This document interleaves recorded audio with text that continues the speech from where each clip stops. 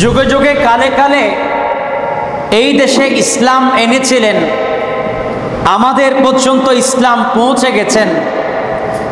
মাঝখানে ইসলামের প্রচারকদের 12টা বাজিয়ে দিয়েছেন, আমাদের কারো কাছে খবর নেই। কিছুদিন আগে রসুল করিম সাল্লাল্লাহু আলাইহি ওয়াসাল্লামের মদিনা শরীফে গেলাম।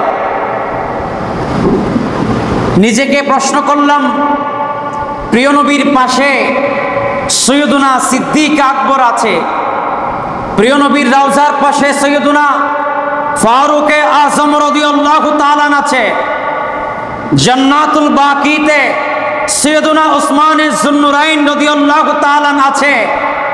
রসুল করিম সাল্লাল্লাহু আলাইহি ওয়াসাল্লামের অনেক সাহাবায়ে কেরাম জান্নাতুল বাকিতে আছে। জীবনে কখনো মদিনা যাওয়া হয়নি, যখন যাওয়া হয়েছে নিজেকে প্রশ্ন করলাম যে আমার নবী যার ঘর থেকে দুনিয়াতে তশরিফ এনেছে, যেই মা আমেনার পেট মুবারক থেকে তশরিফ এনেছে, সে মা আমেনার হুজরা শরীফ কোথায়, মাজার শরীফ কোথায়? তখন মদিনা শরীফে তাকেন এমন একজন মানুষ, তিনি বললেন, আপনি যে মা আমেনার রওজা খুঁজছেন, মা আমেনার রওজা তো এই মদিনা শরীফের কমবক্ত মলউনরা ভেঙে দিয়েছেন। জোরে বলুন নাউজুবিল্লাহ।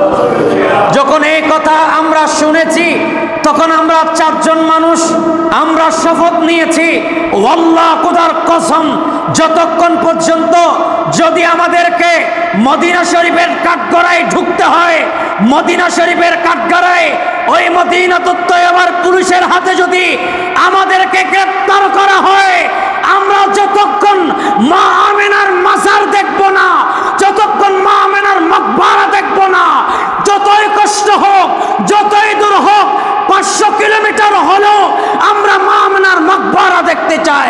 তখন ওই ভাইটা বলছে, এটা তো সাধারণ কোনো এলাকায় মাকবারা নাই, এটা তো পাহাড়ের অদূরে, সেখানে তো দিনের বেলায় যাওয়া হয় না, সেখানে গেলে পুরুষ গ্রেফতার করে, সেখানে রাতে 4টার সময় যেতে হয়, তাও আবার নিজের জীবনকে বাজি রেখে এই বাংলাদেশের মানুষ সেখানে সাহস করতে পারে না।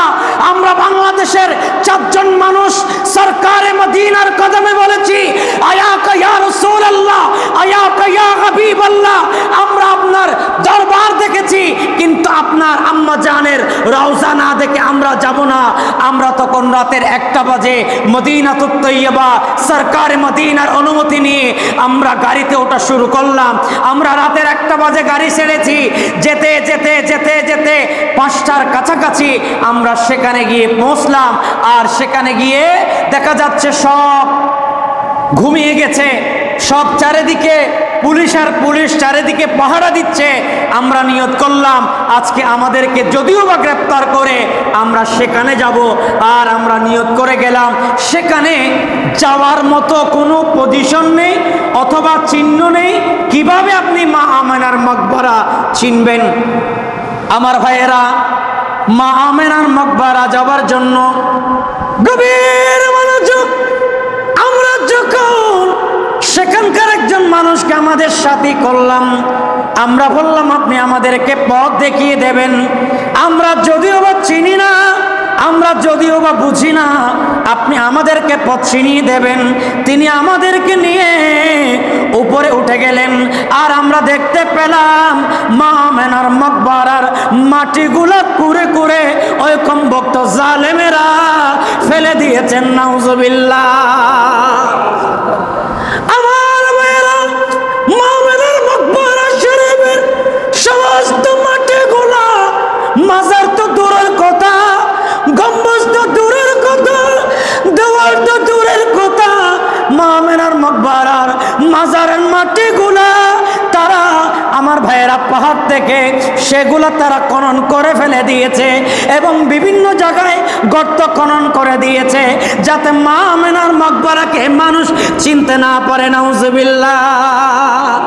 আমার ভাইয়েরা, আমরা তখন কয়েকটা পাহাড় থেকে আমাদের কাঁধে করে করে আমরা পাথর নিয়ে মা আমেনার মাকবারার চারিদিকে আমরা ঘেরাও দিয়ে দিলাম।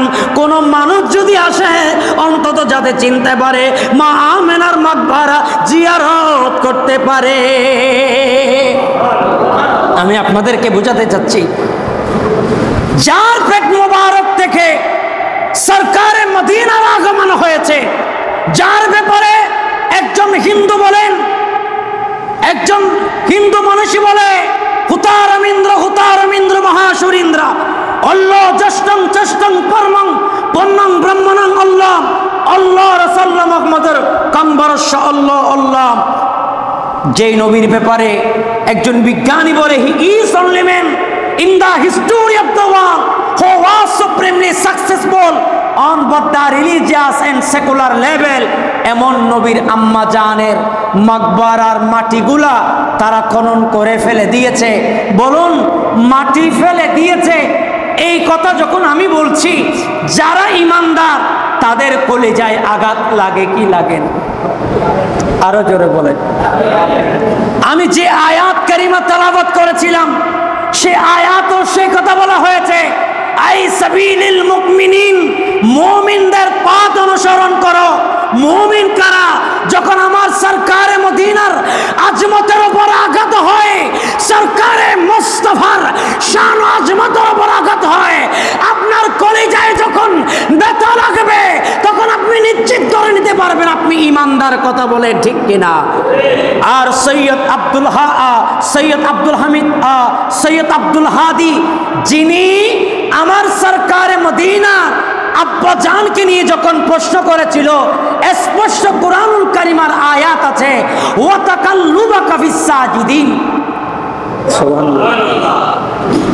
এছে বিস্তারিত জানতে চাইলে আপনারা আমি অদমের লেখা কোরআন সুন্নাহর আলোকে জরুরি 32টি বিষয়ের চূড়ান্ত সমাধান আমি আমার ভাই সৈয়দ আবু বকর ভাইকে আমি আজকে সুবর্দ করেছি। আমি সেখানে বিস্তারিতভাবে আমার সৈয়দ আব্দুল হাদি ভাই, আমার পূর্বের আগের বক্তা বলেছেন, তিনি কোনো আলেম ছিলেন না, কিন্তু আলেমের চেয়ে কঠিন সময়ে তিনি ভূমিকা পালন করেছেন। সুবহানাল্লাহ বলে। আর কোরআন সুন্নাহর আলোকে ওয়া তাকাল্লুবাকা ফিস সাজিদিনের আয়াতের তাফসীরের আলোকে আমি আমার কিতাবের ভিতরে তার বিস্তারিত ব্যাখ্যা দিয়েছি যে আল্লাহর নবীর আব্বা জান এবং আম্মা জান জাহান্নামী ছিলেন না। তারা জাহান্নামী তো বলা যাবে না, বরং তারা সিজদাকারীদের অন্তর্ভুক্ত ছিলেন। এটা বলেছেন কে? আল্লাহ বলেন না বলেছেন কে? আরো জোরে বলেন না বলেছেন কে? আল্লাহ বলেছেন তিনারা সিজদাকারীদের অন্তর্ভুক্ত ছিলেন।